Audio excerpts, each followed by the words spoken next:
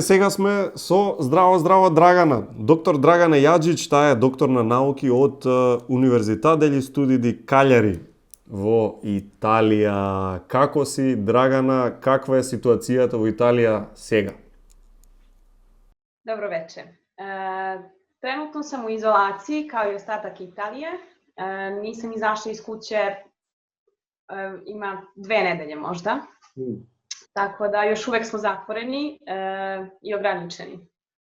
Што правиш за пазарување, што правиш за купување во супермаркет, да речеме? Pa izlazak je dozvoljen jedino u slučaju hitnog stanja, odlaska u bolnicu, mada se to izbegava, i odlaska u prodavnicu. Još uvek nemamo problema sa namirnicama, sve je dostupno, sve je otvoreno, supermarketi, ali preporučuju da se ide jednom nedeljno. Има ли паника некоја за продуктите во маркети, пример дека не знам, страф им или е на луѓето дали можеби шишето пиво или што и да е, можеби можам да се заразам ако го фатам, а претходно го фатил некој кој што можеби е заразен? Ima, naravno, ima. Kada idemo u prodavnicu, kada ja idem u prodavnicu, uglavnom vidim ljude sa rukavicama, sa maskama, svi trče, izbegavaju se, niko ne prilazi nikome i kada dođu kući, obično čiste sve što su kupili alkoholom, pa čak i voće i povrće. Wow. Дури леб. Valjda. Da.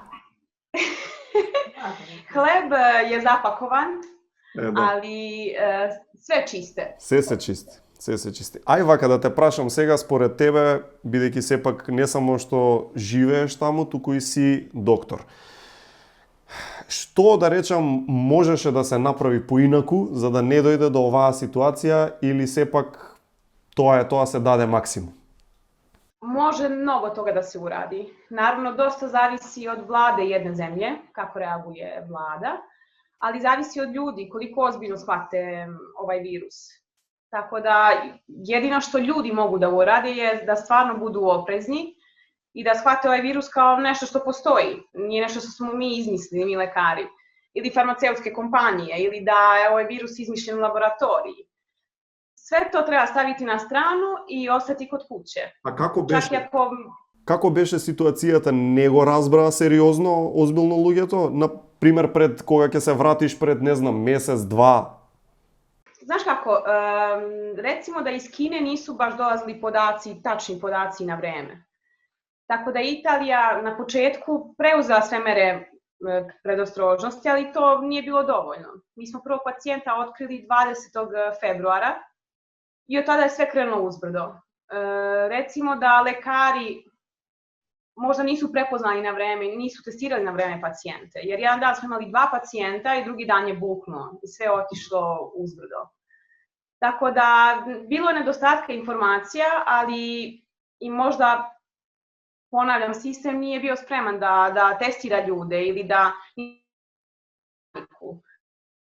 ne su te paniku i koji su prouzrokovali drugi efekat toga da ljudi ismevaju virus i da nisu svesni toga. Dok pred 2 nedelje ljudi su išli po kafićima u Italiji.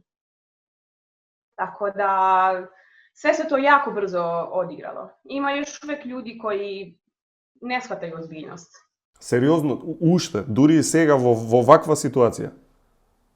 Da, policajci su napisali više prijava nego što ima zaraženih u Italiji. U samo nedelju dana, što znači da su u nedelju dana uhvatili više od 70.000 ljudi napolju. Tako da, na primjer, ja živim na Sardiniji, gde je broj zaraženih nije kao u Lombardiji, kao u Bolonji, što uglavnom se to čuje u vestima, ali raste broj zaraženih. Tako da ljudi još uvek ne shvataju da postoji stvarna opasnost i kažu neće to kod nas.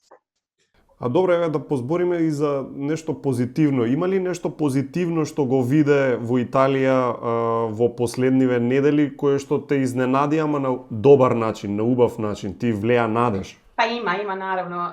Iznenadila me transparentnost ove vlade. Sve informacije su dostupne u svako doba. Naravno, oni prave greške i danas prave greške sigurno, ali mi U svakom slučaju znamo svaki njihov pokret, svaku njihovu odluku, znamo svaki broj koji oni znaju. Tako da me to jako pozitivno iznenadilo, da su ljudi uključeni u sve to. To što ja mislim da nedostaje pojedinim zemljama. Добро, кога зборуваме за други земји, еве за Балканот, да речеме, твојата земја Србија, Македонија, што би можела да речем да порачаш или да препорачаш на земјите од Балканот, доаѓајќи од земја како што Италија, тоест ситуација во која што се наоѓа Италија?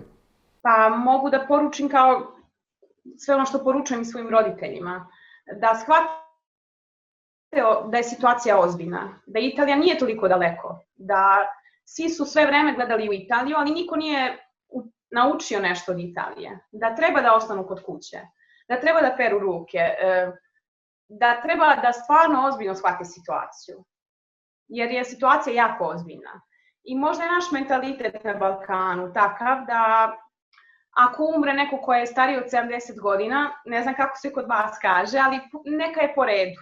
Pa on je stariji, pa nema veze, pa šta nam virus može, mi smo prošli rat, mi smo prošli sankcije, mi smo siromašni, ovaj virus će nas uništi ekonomski, nije to stvarna opasnost, jeste stvarna opasnost, jer kada neko izgubi nekoga koga voli, njemu tek tada postaje ozbiljno, ali mi moramo da sprečimo to. Moramo da ostanemo kod kuće i da se strpimo mesec dana, makar. Така. Одлично, Драгана Јаджич, остани здрава, остани добра и ти благодарам многу љубов и надеж за побрзо опоравување на Италија. Hvala, baci da Italija. Ćao. Ćao.